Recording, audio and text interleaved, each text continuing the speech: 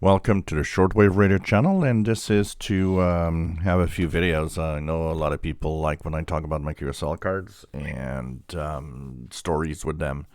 And I thought that with radio videos this week, I'm going to do some videos with talking about some of my cards that I find, particularly interesting, that I have memories of. And Radio 4VEH, this is a station that was in Haiti.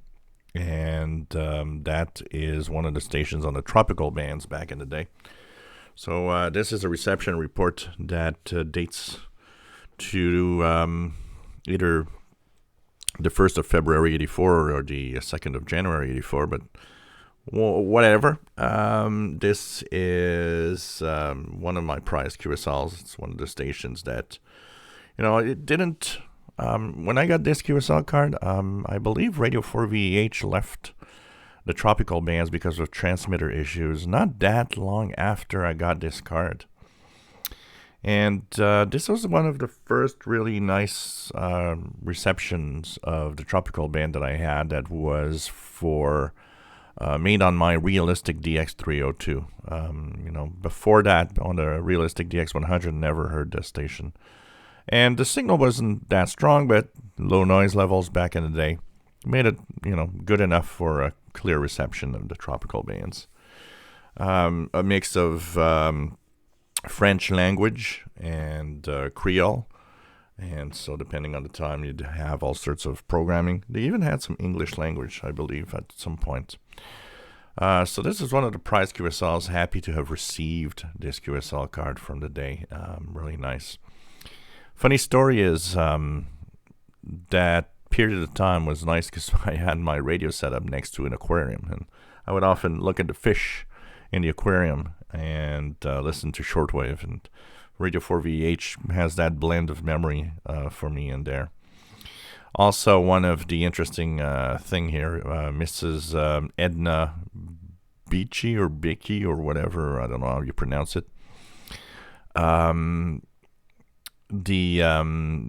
Later on, and I mean really not that long ago, a couple of years ago, I went online to see if Radio 4VEH was still something that existed in Haiti, to actually find out that they are, and they are on FM, and there still exists as a station in Haiti, and it was kind of interesting to see that they are still there, because with all the troubles down there.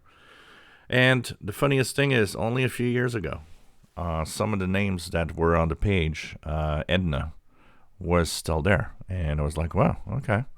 Seems like she's still at the station. It's really, really interesting. So a really cool QSL card for me. Something special, and one of those nice tropical band catches from the day. Way back in 1984. Incredible, 38 years ago. Was really, really happy. I remember the card took a long time. If I remember well, it was almost a year. And, I made so many reception reports back in the day that I just totally forgot about it until I opened the mailbox and there's a letter from AT. There was this card and there was a few things in it, but not a lot. I mean, these stations typically didn't have a lot of money back in the day either. So you didn't have, you're not going to get huge envelopes and full of stuff with them, QSL card and a little pamphlet, and that's pretty much it. I believe they had kind of a pamphlet with schedules because it was on 4930, but there was a time when actually they even had other frequencies. I believe they even had frequencies in the 25 meter band.